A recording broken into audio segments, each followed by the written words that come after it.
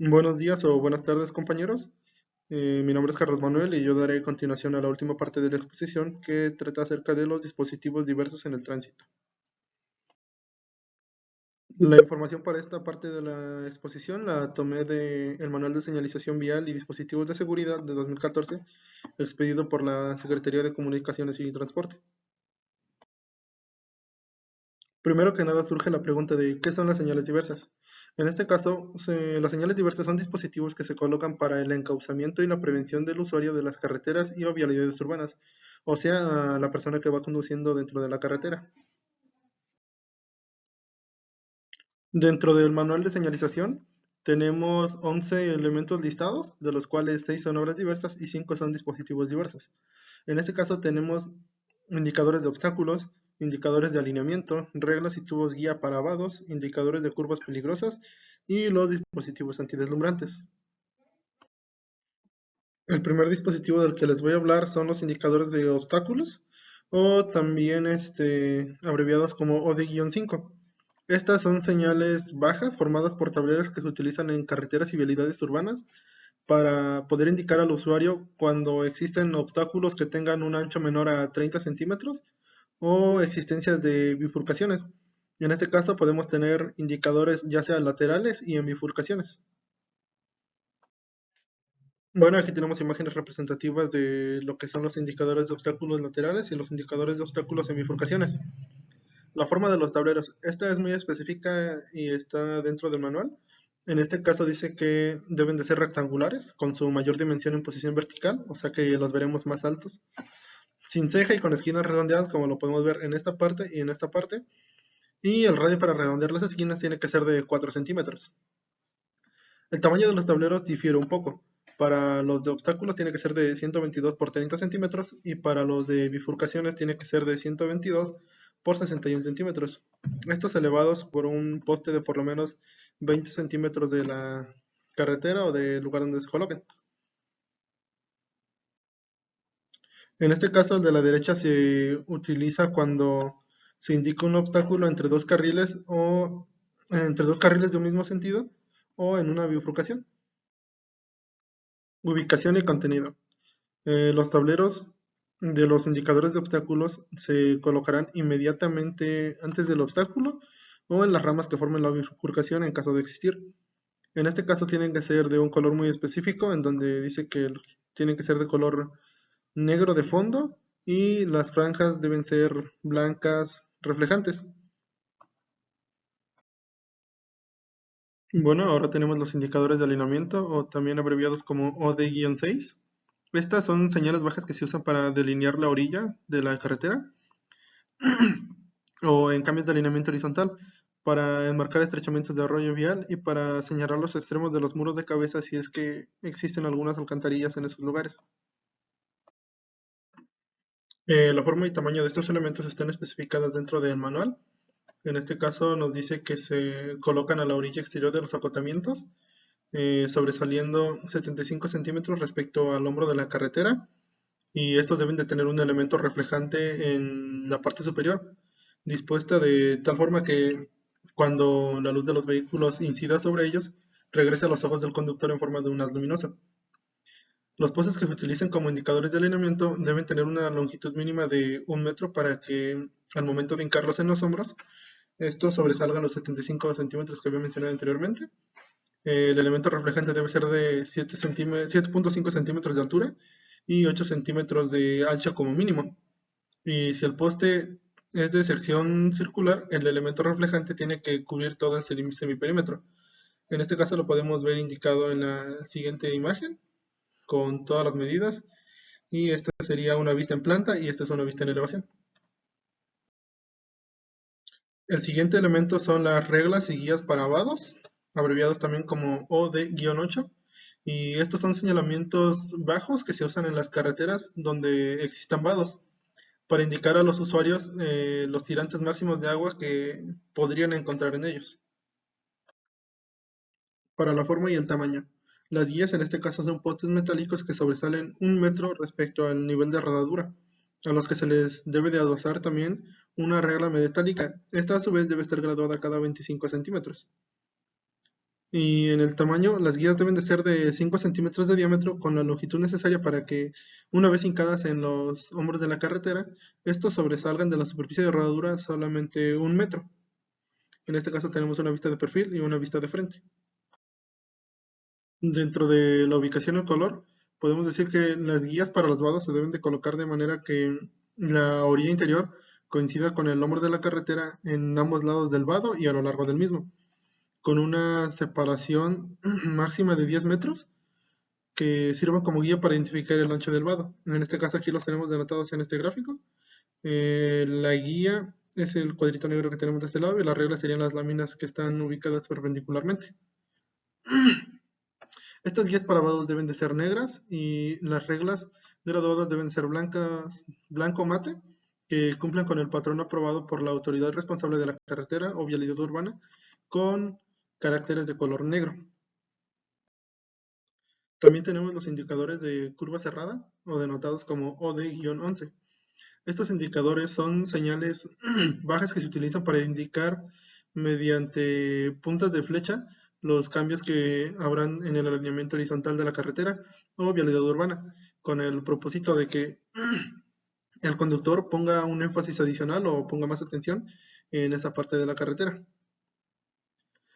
En su contenido, estos indicadores deben de tener una punta de flecha con la forma y geometría que se indica en la figura, en este caso serían estas, que deben de ser proporcionales al tamaño del tablero y la punta de flecha debe de indicar el lado en el que se desarrolla la curva. La forma de los tableros de los indicadores de curva cerrada deben de ser rectangulares con la mayor dimensión posicionada en forma vertical y con las esquinas redondeadas. En este caso el radio para redondear las esquinas tiene que ser de 4 centímetros. Y para el tamaño de los tableros, ya sea con caja perimetral doblada o sin ella, deben de tener las dimensiones indicadas dentro de esta tabla, en donde tenemos esta parte que sería 45 por 60 sin ceja, 60 por 76 con ceja, 76 por 90 con ceja. Depende del tipo de carretera que tengamos y también del tipo de vialidad urbana del que se trate. Para la ubicación sí debemos de poner mayor énfasis, ya que debemos de avisar al conductor dónde es donde se encuentra la curva. En este caso, los tableros indicadores se deben de colocar en todas las curvas cuya velocidad de operación sea menor del 80% de la velocidad de operación del tramo inmediato anterior de la curva. En este caso, se ubicará en la orilla exterior de dichas curvas si la vialidad es de 2 carriles, o también se puede ubicar en la orilla exterior de cada cuerpo si la vialidad es dividida. Aquí tenemos la tabla de distancias máximas de espaciamiento para indicador de curva cerrada, donde dependiendo del grado de curvatura podemos utilizar distancias distintas para colocar los tableros. En el caso de que tengamos un grado de curvatura diferente al que habíamos visto en la tabla anterior, vamos a utilizar esta gráfica en donde aquí deberíamos de trazar dos líneas para ver el punto en el que se intersectan con esta curva. En este caso, en la parte de abajo tenemos los grados de curvatura y en la parte izquierda tenemos la distancia en metros. Y ya dependiendo del punto de intersección debemos de más o menos calcular la distancia que tenemos. Otro dispositivo que tenemos es el antideslumbrante, o denotado como OD-12. En este caso, este dispositivo tiene como finalidad servir de pantalla o barrera visual para interceptar la luz de los fanales de los vehículos que circulan en contrasentido. De esta manera disminuimos el riesgo de que los choferes se deslumbren y el dispositivo antideslumbrante se coloca en la parte superior de las barreras separadoras de los sentidos de circulación, como lo podemos ver en estas imágenes, y esta parte yo la he visto comúnmente en autopistas. Las características del dispositivo antideslumbrante deben de ser de una malla de polietileno de alta densidad, de color negro humo de un espesor de 3 milímetros y una altura de 70 centímetros. La fijación de este dispositivo debe de ser con tubos con una altura de 0.8 metros o 80 centímetros para que tenga 10 centímetros de fijación. Y los tubos se colocarán a cada 2 metros con los avíos necesarios para su adecuada fijación. Y en caso de que algún vehículo impacte contra ellos, pues no ponga en riesgo a los usuarios ni a la vialidad. En este caso tenemos dos gráficos. Aquí podemos ver cómo es que estaría formado. Esta sería la malla, la solera que lo va a detener y debe de ser atornillado con algunas pijas. De este lado tendría los alambres tensores y un tapón para que no entre el agua en el tubo y el empotre del tubo en el perno roscado ahogado en el concreto. Y en este caso debemos de ver que hay un botón reflejante de color amarillo en la cara que va hacia el tránsito. Ahora les voy a hablar acerca de un ejemplo del proceso constructivo de una carretera, denotando todos los pasos. En este caso, el proceso constructivo de la carretera es la ruta para crear una superficie de asiento de capas estructurales de pavimento. Este proceso requiere de diferentes zonas como la base, que es la parte donde se sitúa el terreno natural, el cuerpo, que son las capas entre la base y la corona, que es la parte superior donde se sitúa el terraplén, que debe tener un espesor de 30 centímetros. Y a continuación les iré marcando paso a paso todo este proceso. Bueno, antes de iniciar la construcción de la carretera debemos de tener algunos antecedentes. En este caso, los primeros serían los estudios de planeación, lo que conllevaría todo el proyecto y trabajo de gabinete. Los estudios topográficos, en donde se hará un levantamiento del terreno donde vamos a trabajar. Los estudios hidráulicos, en caso de que llueva demasiado o existan algunas corrientes de agua en nuestro camino, pues tendríamos que colocar algunas alcantarillas de menores o mayores.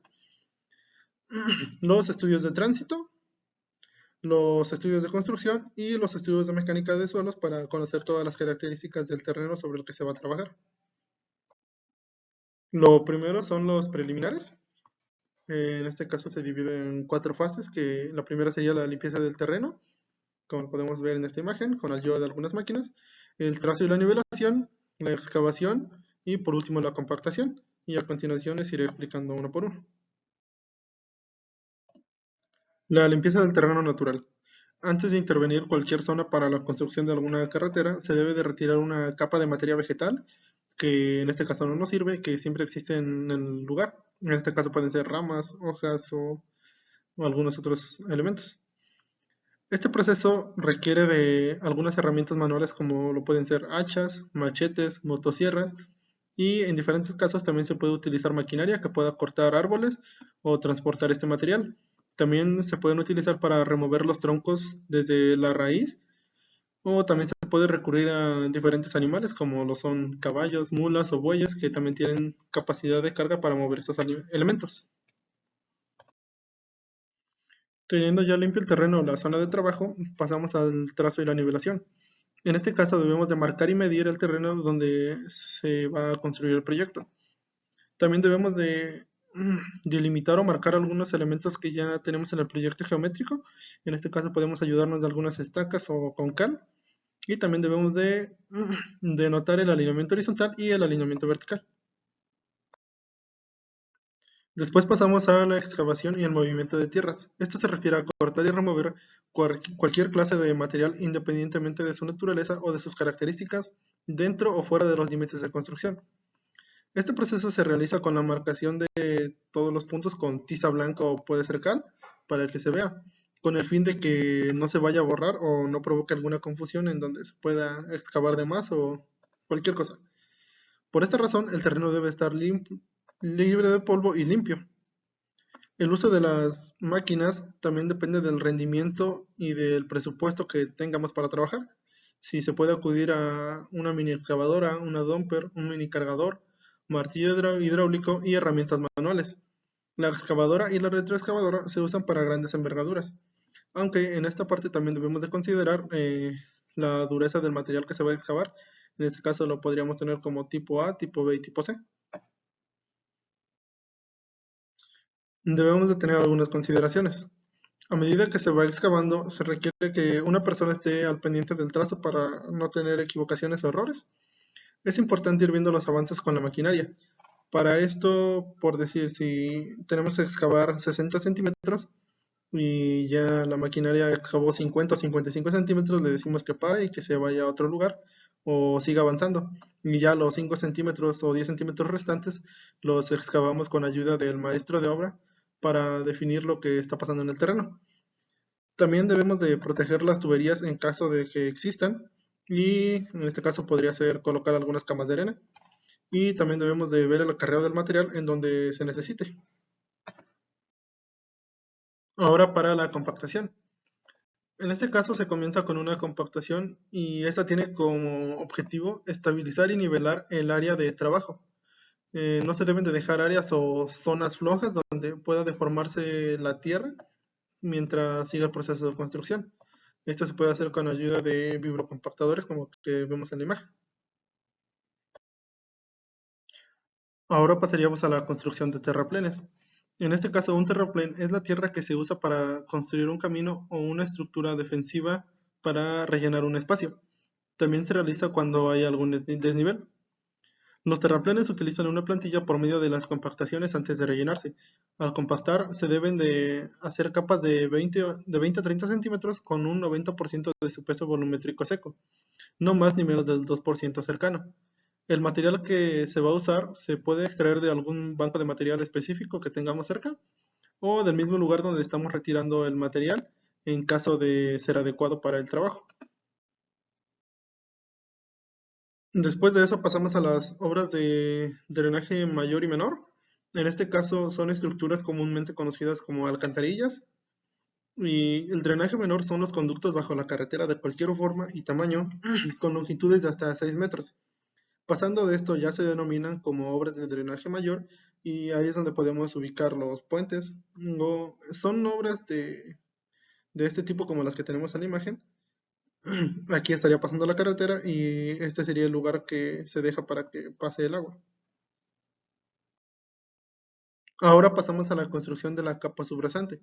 En este caso es un cimiento o fundación de la estructura del pavimento, ya que este debe de soportar las cargas y dar sustentación. Este se extiende hasta una profundidad para que no le afecte la carga que corresponde con el tránsito. Entre mayor calidad tenga, va a ofrecer un apoyo uniforme de la carga, tendrá la resistencia adecuada y mantendrá las propiedades a pesar del clima. En este caso tenemos un gráfico en donde nos explica las diferentes capas que va a tener y esto sería una vista en corte de cómo está ya construido de forma real. En este caso la capa subrasante sería la de hasta abajo. Ahora para la colocación de la subbase, esta no debe de exceder los 20 centímetros ni ser menor de 10 centímetros y se esparcirá con la ayuda de una motoniveladora y será compactada con un rodillo. Se debe de realizar una capa de protección de por lo menos 10 centímetros con el material seleccionado para poder ser compactado. Después de la subbase pasamos a la construcción de la base. En este caso es la capa superior del pavimento que tiene como función distribuir y transmitir las cargas ocasionadas por el paso de los vehículos a las capas inferiores, las que ya habíamos construido antes. En este caso la colocación de base debe ser con un material seleccionado de algún banco de material y su distribución va por toda la carretera. Se complementará con un rodillo liso o con ruedas neumáticas. Después tendríamos la construcción de la superficie de pavimento o rodadura. En este caso, antes de colocar la carpeta asfáltica, se debe dar un riego de imprimación sobre la base para hacer este impermeable.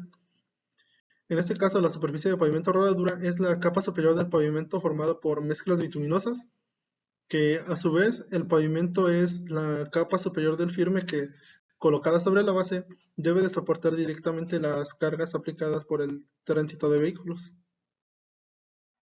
Y por último tendríamos la colocación de señales y marcas de tránsito. En este caso tenemos la señalización vertical, que son tableros y postes, que son realizados con material reflectivo, láminas de aluminio, poliéster reforzado o acero galvanizado, y estas deben de ir ubicadas a la derecha. También tenemos el alineamiento horizontal. En este caso se realiza con pintura termoplástica, ya sea en caliente o en frío. La aplicación de estas puede ser de manera manual o mecánica. Otros elementos de la carretera son fundamentales para el uso de la vía como cercas, barreras de protección, vibradores, reductores de velocidad, entre otros. Y ya como conclusión de esta exposición tenemos que la construcción de una vía de comunicación carretera siempre va a favorecer la entrega oportuna de bienes y servicios, reduce algunos costos ya que tenemos una vía más rápida, impulsa el desarrollo económico y genera empleos alrededor del lugar donde se va a construir. Esta a su vez potencia el desarrollo socioeconómico y la integración regional, También eleva la competitividad, el desarrollo económico y la calidad de vida de las poblaciones. Y eso fue todo. Gracias.